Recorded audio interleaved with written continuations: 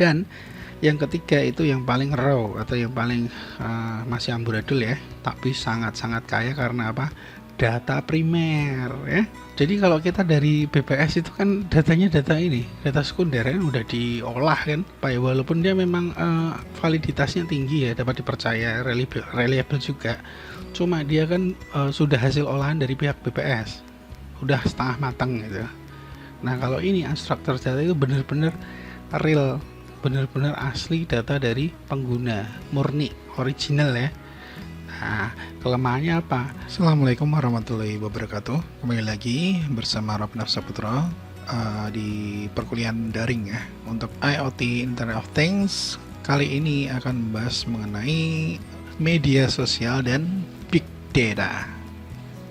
Sebenarnya ketika kita menggunakan media sosial seperti itu, kita pasti akan memberikan feedback, terus kemudian input data yang berbagai macam setiap hari, berbagai jenis ya, berbagai jumlah, berbagai tujuan, banyak sekali dari satu individu. Apabila di total ya, membentuk suatu ekosistem dalam internet, dan datanya itu akan besar sekali jumlahnya ya. Nah itu yang disebut big data. Kita akan coba bahas satu persatu. Agenda kita akan ini ya, membahas mengenai web 2.0 ya, sosial media atau media sosial, big data, terus juga media sosial dengan analisis big data. Di dalamnya termasuk adalah analisis jaringan sosial dan juga analisis sentimen atau pakai perasaan gitu ya, baper ya. Nah, what is the web 2.0? Web 2.0 itu generasi lanjutan dari web yang versi pertama ya. Website versi pertama itu www ya, itu pertama kali keluar itu hanya memberikan informasi saja, menyampaikan informasi saja, dan minim atau bahkan hampir nggak ada kesempatan user itu untuk input data feedback atau kembalian. Hanya bersifat satu arah. Itu World Wide Website versi pertama yang kemudian dilanjutkan oleh web 2.0 ini yang sifatnya lebih kompleks, terus kemudian organik ya, alami, online conversation, itu percakapan online antara penggunanya. Jadi itu merupakan konten yang dari user ya, untuk user kepada user. Jadi ekosistemnya udah berubah, yang awalnya komunikasi bersifat satu arah menjadi kontennya itu usernya yang menciptakan ya. Web 2.0 ini dikuatkan oleh apa? Jaringan sosial ya, berita dan bookmarking. Karena dia sosial itu pertama dia pastikan orangnya banyak tuh. Pasti mereka ingin ini ya, apa namanya, berinteraksi satu sama lain begitu ya. News and bookmarking itu juga komunitasnya besar. Blogs otomatis yang bikin blog kan usernya ya, nggak mungkin suatu perusahaan itu bikin blog terus kemudian diisi sendiri, dikomentarin sendiri, nggak mungkin ya, pasti membutuhkan interaksi dari masyarakat ya.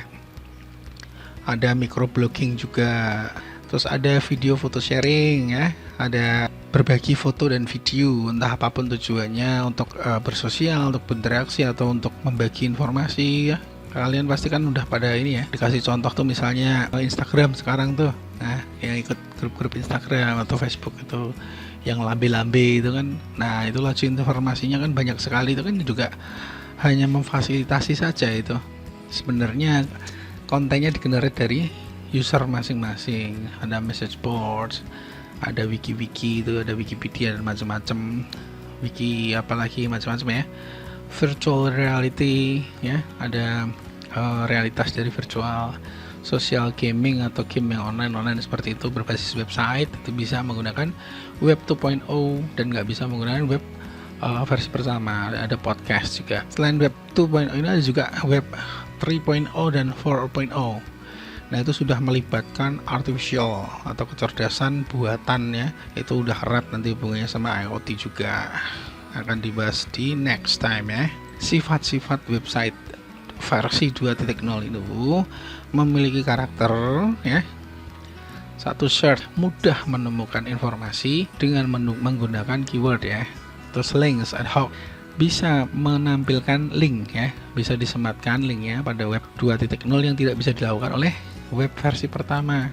Jadi dengan begitu kita bisa melihat konten suatu website tanpa kita harus menghadiri website yang bersangkutan. Authoring 2.0 ini memungkinkan adanya author ya, author atau penulis. Jadi bukan hanya sekedar admin dari website saja yang bisa menggenerate atau menghasilkan konten-konten. Oh enggak, di Facebook itu kan siapapun bisa menjadi author ya, tergantung skill dan keterampilan dari masing-masing usernya. Teks itu apa? Teks itu jadi gini, misalnya kalian menulis mengenai perkuliahan IoT gitu ya, menulis di web 2.0 ini ya, menulisnya bukan di web 2.0 tapi di aplikasi yang berbasis web 2.0 ya, itu bisa menggunakan teks. Katakanlah kalian menulis mengenai Internet of Things, media sosial ya bahasanya dengan big data, itu kalian bisa memasukkan teks mengenai IoT, ya, terus Internet of Things, terus kemudian sosial media, big data, itu artinya apa? Ketika itu nanti kamu upload ya, tulisanmu itu akan dikategorikan bersama dengan teks-teks tulisan sejenis lainnya ya. Mereka-mereka yang menulis dengan teks IoT akan dikumpulkan dengan mereka-mereka yang menulis dengan teks IoT ya. Terus kemudian teks kalian media sosial, berarti tulisan kalian akan dikelompokkan dengan teks yang media sosial. Dari situ, ketika ada user mencari melalui mesin search engine, mencari kata IoT, itu yang lebih ditampilkan tulisan kalian yang sesama menggunakan teks itu ya. Pastinya ada urutan ya, SEO itu udah masuk ke search engine optimization, tapi teks itu membantu dan berpengaruh besar terhadap hasil pencarian. Kemudian sesama pengguna teks itu akan di ranking mana yang lebih berkualitas. Nah, kualitas di sini kan yang menunjukkan kualitas itu kan perilaku user pembacanya. Kalau pembacanya misalnya sebentar saja di situ terus out, keluar, berarti tulisannya kemungkinan tidak berkualitas ya. Kalau dia lama-lama di situ, malah jalan-jalan di situ, berarti kemungkinan berkualitas dan seterusnya. Extension. Jadi ekstensi ini algoritma yang sangat kuat ya, yang dimungkinkan membuat platform ya bagi penggunanya. Jadi karena sistem yang terbuka, para penggunanya itu dapat membuat ini sebagai platform untuk dikembangkan sendiri ya. Itu nggak mungkin dilakukan di web 1.0.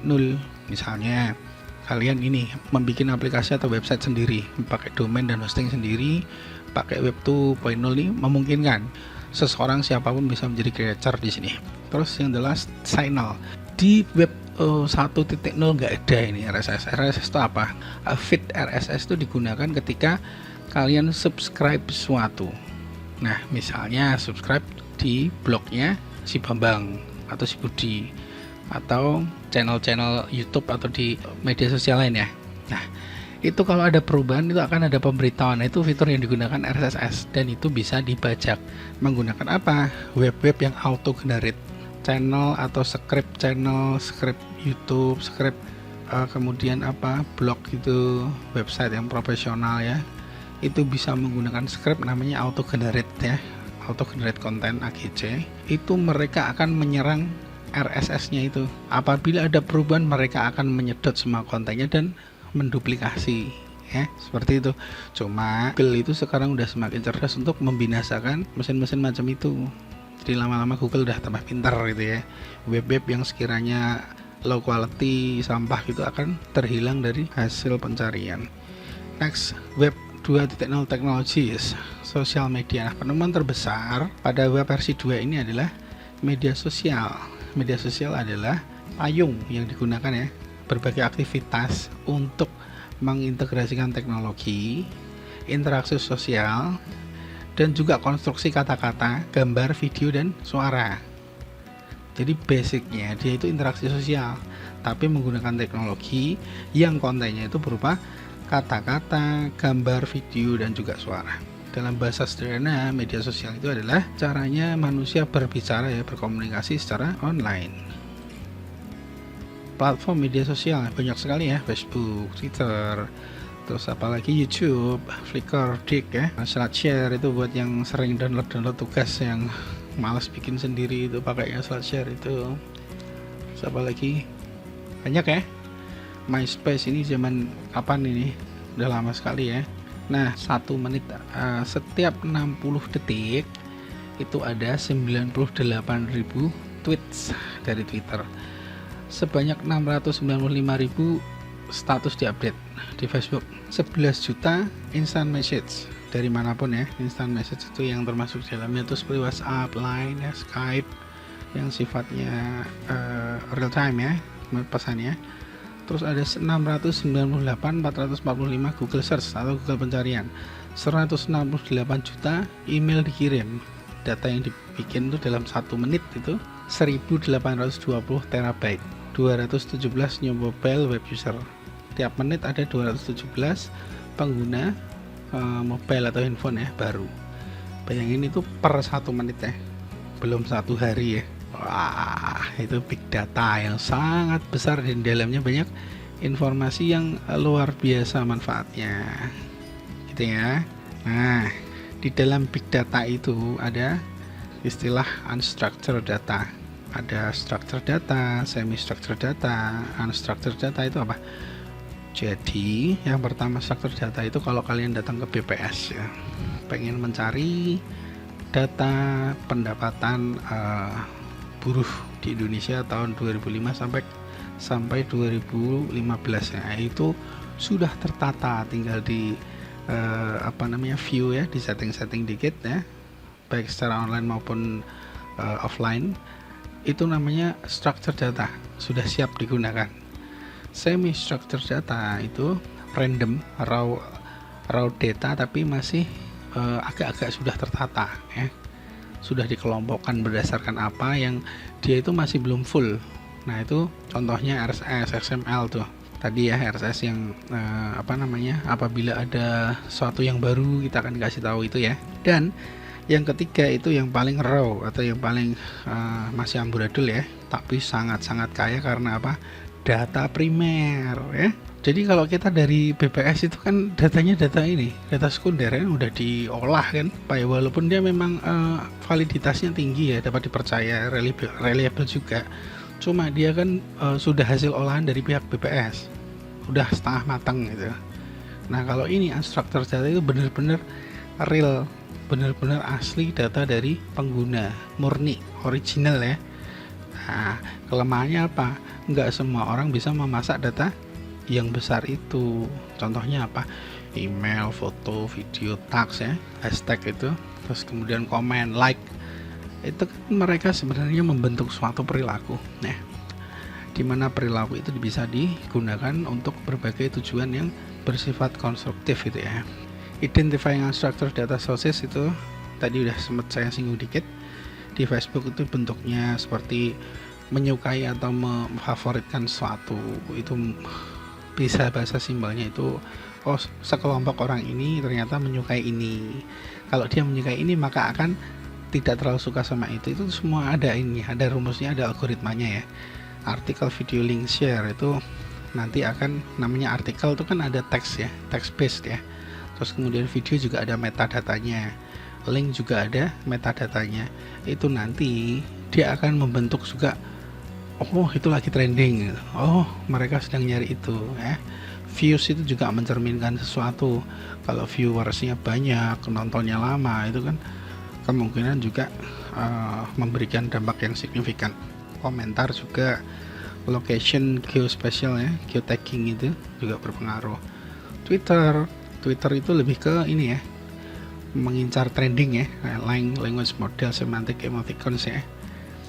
Google and YouTube, blog, comments, statistik, likes, ini yang dimaksud dengan unstructured data yang bisa di gain atau bisa digali untuk kemudian nanti diolah dan digunakan seperlunya, digunakan sesuai dengan manfaat atau tujuan yang hendak dicapai. Itu hanya bermodal seperti ini, tapi dari sini nanti bisa membentuk suatu kesimpulan yang besar gitu ya. Nah, big data is ingin mencari suatu pengetahuan yang bernilai ya, yang tersembunyi di dalamnya, yang tertumbuk di dalam miliaran terabyte gitu loh, data gitu ya, miliaran brontobyte. Nah, besar sekali ya. Nah, itu dalam mengolah itu ada big data technologies ya, yang digunakan pertama teknologi yang bisa bekerja dalam data yang konsisten ya, using this cloud. Jadi dia menggali informasi yang ada di NoSQL ataupun cloud ya. Cloud itu kebanyakan semuanya aktivitas sekarang itu kan menggunakan cloud ya, suatu server atau storage yang disediakan penyedia yang dapat diakses secara online itu. Technical specialist capable to understand business goal, dia bisa memprediksi goal dari bisnis dengan menggunakan big data itu tadi. Next, big data vs usual data. Jadi kalau di usual data yang kuno ya, zaman dulu ya, bukan kuno sih, zaman dulu aja, itu goalnya jelas, cara menggunakannya jelas, formatnya jelas, strukturnya sudah terformat. Sementara di big data atau inovasi itu unclear purpose, tujuannya nggak jelas, menggunakannya juga nggak jelas, belum ngerti, formatnya nggak jelas, strukturnya juga formatnya nggak terstruktur, tujuannya aja nggak jelas. Kita memiliki data yang besar tapi mau digunakan untuk apa tuh kita sendiri yang menentukan itu ya. Jadi lebih luas tapi dia lebih efisien karena di ini ya, menggunakan platform yang daring ya. Nah, pertumbuhan data global ya, tingkat dunia dari tahun 2009 itu 0,8, 2011 dalam 2 tahun dia meningkatnya udah lebih dari 2 kali zettabyte ya, besar sekali itu. Di tahun 2015 4 tahun kemudian dia meningkatnya dari ini katakanlah 2, ini udah jadi 8 ya, udah 4 kalinya dalam 4 tahun. Di tahun 2020 ya, dari katakanlah 8 udah jadi 35 zettabyte ya dalam 5 tahun. Itu adalah potensi yang luar biasa besar yang ya tidak digunakan oleh generasi zaman now untuk apapun aktivitas kehidupannya, itu bisnis, usaha, non-profit organization, pendidikan, kesehatan. Kalau tidak digunakan sayang sekali. Nah, kita kan sebenarnya sebagai user awam di dunia internet itu sebenarnya kita sudah sering melakukan ya analisis big data secara amatir ya. Nah, contohnya gimana? Misalnya kamu pengen mencari informasi mengenai PSDK Undip. Nah, itu kamu akan mencari suatu grup di media sosial atau di Google ya. Itu akan mencari kelompok-kelompok yang membicarakan tentang PSDK Undip itu yang rame atau yang sepi, ya kan? Oh, ternyata memilih yang rame. Yang rame itu pasti ada informasi yang kualitasnya tinggi, ada yang kualitasnya nggak tinggi ya. Terus kalian membaca dari yang tinggi dulu, baru nanti akan menggali yang kualitasnya mungkin tidak terlalu tinggi tapi mungkin memberi manfaat dan seterusnya. Nah, itu sebenarnya kalian sedang melakukan analisis dari unstructured big data yang bisa dilihat dari tanda-tandanya apa, like ya, share, terus kemudian komentarnya banyak apa enggak, berkualitas apa enggak. Kualitas itu kan dilihat dari apa, dari like. Kalau seorang yang komen banyak like-nya itu biasanya dia berkualitas nggak? Nah iya, orang-orang pada suka, bermanfaat, makanya di like kan gitu. North America, Europe drives the big data opportunity with over 85% of the world's data. Jadi Amerika Utara dan Eropa itu memberikan data atau kesempatan data ya, lebih dari 85% dari data di seluruh dunia. Kenapa begitu? Karena internet, jaringan dan lain-lain teknologinya datang dari mereka, ya kan? Nah, kita nggak boleh ketinggalan gitu ya. Nah ini ada big data tools ya, ada macam-macam ya, ada HDFS, SQL itu server ya, tempat untuk menyimpan data, Apache Flow ya, serupa ini semuanya ya. Ada juga Apache Hibis, ini juga server juga, tempat intinya untuk menjaring big data tadi. Next, big data is often described using 5 V's. Big data itu memiliki 5 karakter ya, yang berawal semuanya dari huruf V. Pertama, volume. Big data itu identik dengan volume yang sangat besar, sangat besar ya, karena dia harian, per detik, per menit, per jam ya. Orang itu berkegiatan dalam dunia internet, tidak cuma di internet ya. IoT ya, sebagai contoh rumah yang pakai remote elektronik, terus kemudian traffic light yang sudah menggunakan CCTV dengan pemindai wajah, itu semuanya kan data ini, big data semua itu. Betapa besarnya ya. Nah, dari situ bisa dipilah-pilah, milah-milahnya untuk keperluan apa ya, untuk keperluan sesuai dengan tujuan, entah bisnis, entah kegiatan apa ya. Yang milah siapa? bukan manusia. Jangankan manusia, komputer yang high aja nggak bisa. Yang bisa adalah high performance computing ya.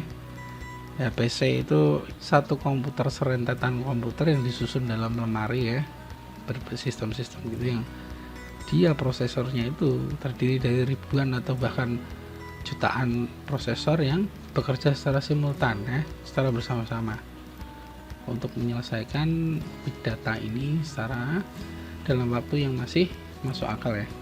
Kalau dilakukan oleh komputer single ini bisa makan waktu bertahun-tahun, ini sampai tua belum selesai gitu ya. Nah, next, selain volume itu ada velocity. Velocity ini kecepatan. Jadi big data itu identik dengan kecepatan ya. Contohnya bagaimana media sosial itu kejadian baru tadi pagi, misalnya ada katakanlah kebakaran yang menyebabkan korban meninggal seperti itu, dengan beberapa jam, 1, 2 jam, 3 jam itu bisa viral dan trending di Indonesia 10 besar misalnya. Nah itu apa ya, memperlihatkan bahwa big data itu memiliki kecepatan yang luar biasa juga. Selain volume yang pertama tadi ya, variety big data ini juga identik dengan varietas dari data yang dikumpulkan ya. Ada yang berbentuk teks ya kan, foto ya, video, terus kemudian apa, audio, apalagi macam-macam ya. Nah itu dia big data itu pasti bervarietas. Kalau dia hanya satu jenis berarti dia bukan big data. Oke, next, veracity. Data yang tersebar di unstructured maupun semi unstructured big data itu memiliki validitas yang masih diragukan gitu. Jadi perlu dilakukan analisis dan pentajaman di berbagai proses ya. Yang jelas data itu benar-benar mentah dan belum tentu dapat diandalkan gitu ya. Nah itu tugasnya para analis big data itu, membuat skema atau menganalisis ya big data agar dapat digunakan dan mana yang perlu dipisah-pisahkan, maksudnya ya, mana yang bisa digunakan dan mana yang tidak. Karakter yang terakhir adalah value. Jadi big data itu adalah ya, sesuatu yang tidak ada gunanya kalau kita tidak bisa memanfaatkannya sesuai tujuan. Big data itu hanya akan memenuhi cloud, memenuhi server, memenuhi storage apabila kita tidak bisa mengolahnya sesuai tujuan yang bervalue atau bernilai atau berharga ya. Nah, sekali lagi, apabila kita tidak bisa mengolah, menganalisa dan lain-lain, lebih baik big data itu ditinggalkan saja. Ya, mungkin itu saja ya yang bisa saya sampaikan mengenai pengenalan big data ini. Apabila ada pertanyaan atau diskusi mengenai big data dalam kaitannya media sosial, bisa di kolom komentar ya. Jangan lupa untuk mengisi responsi. Saya akhiri. Wassalamualaikum warahmatullahi wabarakatuh.